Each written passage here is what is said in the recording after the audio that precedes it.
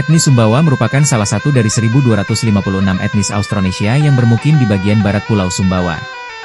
Suku ini, salah satu dari 3 suku mayoritas di Provinsi Nusa Tenggara Barat bersama Sasak dan Bima yang kini jumlah penuturnya mencapai lebih dari 400.000. Penemuan sarkofag air renung di Batu Terimoyo Hulu, arca atau patung perempuan tanpa kepala di Sungai Brangbara, serta Istana Tua Sumbawa oleh Pusat Penelitian Purbakala dan Peninggalan Nasional Departemen Pendidikan dan Kebudayaan tahun 1977 menghipotesiskan jika manusia Sumbawa pertama bermukim di bagian timur Sumbawa atau Anosio. Di sisi lain, penemuan Nekara Seran yang diperkirakan berusia 2000 tahun di kaki Bukit Olat Seran seteluk tahun 1932 oleh seorang penduduk yang kemudian dipindahkan ke pendopo kabupaten yang lama pada 1976 serta keberadaan cungkup makam Seran yang nisannya beragam menghipotesiskan jika manusia Sumbawa pertama bermukim di bagian barat Sumbawa atau Anorawi. Tarik-menarik fakta arkeologis antropologis tersebut tidak hanya menyuratkan jika bukti-bukti empiris yang tersedia belum mampu secara meyakinkan menjelaskan tentang pemukiman awal etnis Sumbawa, tetapi mengimplisitkan perlunya studi mendalam dan komprehensif dari perspektif yang lain. Usulan hipotesis tentang tanah asal etnis Sumbawa dari perspektif studi linguistik ini menggunakan 2 pendekatan. Pertama, teori Worten-Unsacen yang menggunakan unsur bahasa purba yang telah menurunkan kelompok bahasa atau dialek dalam suatu bahasa. Teori ini pernah diterapkan oleh Keren tahun 1889 untuk menentukan pemukiman awal dan rute migrasi penutur Austronesia. Ditemukannya 30 kata tentang tumbuhan tropis dan hewan laut pada 100 bahasa mengindikasikan jika pemukiman awal nenek moyang Austronesia berada di sekitar daerah tropis yang berbatasan dengan laut. Kedua, teori distribusional geografi yang memandang jika wilayah yang memiliki tingkat distribusi yang tinggi sebagai pusat persebaran. Teori ini pernah diterapkan Sapir tahun 1949 yang menghipotesiskan jika distribusi suku Algonquin di sekitar danau-danau besar di Amerika Utara pada masa lalu bermigrasi dari barat ke timur karena kompleksnya subetnis tersebut di bagian barat. Kroeber tahun 1934 juga menggunakan teori ini dan menghipotesiskan jika tanah asal suku Hokan terletak di bagian barat pantai Pasifik California karena 10 dari 15 subetnis Hokan ada di sana. Blaise tahun 1984 mengintegrasikan 2 pendekatan tersebut untuk menentukan tanah asal nenek moyang Austronesia.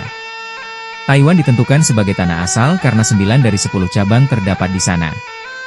Notover, 1996, juga menggunakan 2 pendekatan tersebut untuk menentukan pusat persebaran etnis Melayu dan menghipotesiskan Kalimantan bagian barat sebagai tanah asalnya.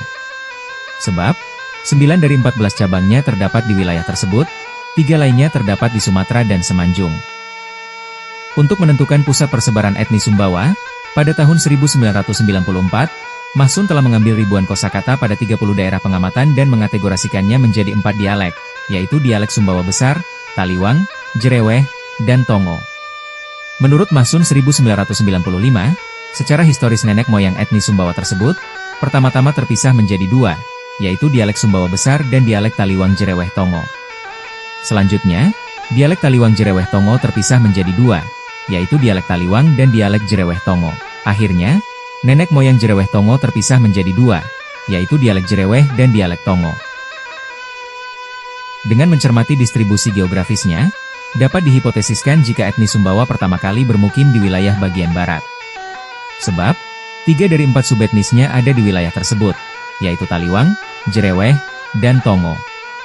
9 dari 12 subdialek penutur bahasa Sumbawa ada di sekitar wilayah ini, yaitu subdialek Labangkar, Emang, Singa, dan Tatar yang merupakan anggota dari dialek Tongo, subdialek Beru dan Lalar merupakan anggota dialek Jereweh, subdialek Salit, Meraran, dan Mantar yang merupakan anggota dari dialek Taliwang.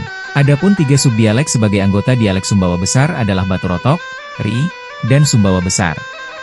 Tingginya heterogenitas wilayah bagian barat Sumbawa membuktikan jika wilayah tersebut memiliki perjalanan waktu sejarah yang panjang dibandingkan wilayah bagian timur. Sebab, untuk membentuk suatu variasi dialektal dan subdialektal yang berbeda membutuhkan waktu yang panjang. Dengan kata lain, wilayah bagian barat atau Anorawi memiliki perjalanan waktu sejarah yang lebih panjang dibandingkan wilayah bagian timur atau Anosiup Sumbawa.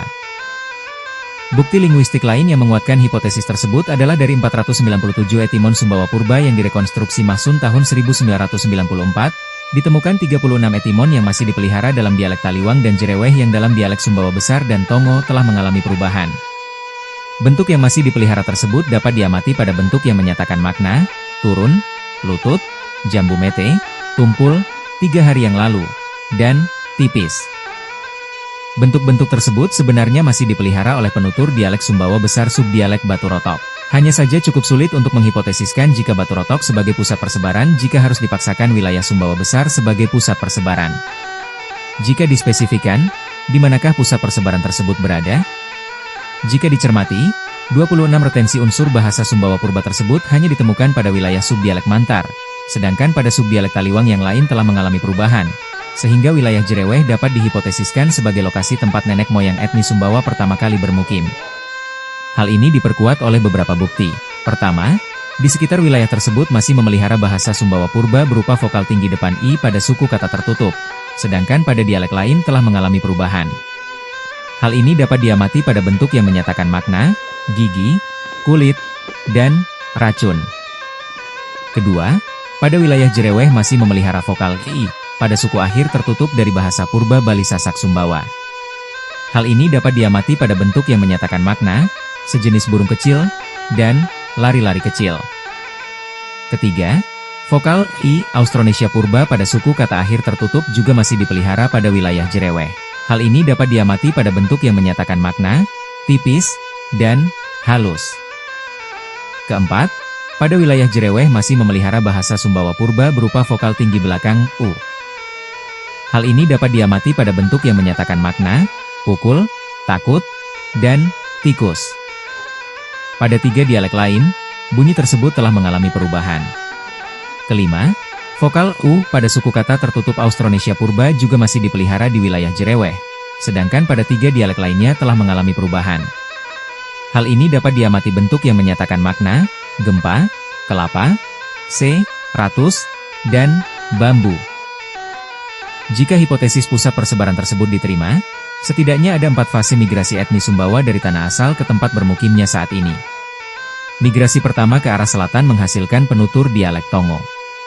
Migrasi kedua, pada waktu yang hampir bersamaan, dari tanah asal ke arah utara menuju wilayah dialek Sumbawa Besar dan wilayah dialek Taliwang. Migrasi ketiga, terjadi dari pusat wilayah dialek Tongo ke wilayah subdialeknya yang melahirkan penutur subdialek Singa, Tatar, Labangkar, dan Emang. Migrasi keempat, terjadi dari pusat persebaran ke wilayah dialek Jereweh, dan dalam waktu yang tidak terlalu lama diikuti oleh migrasi dari pusat wilayah dialek Sumbawa Besar dan dialek Taliwang ke wilayah subdialeknya. Migrasi terakhir dari fase keempat ini adalah migrasi dari pusat persebaran dialek Jereweh ke wilayah subdialeknya, yaitu Beru dan Lalar.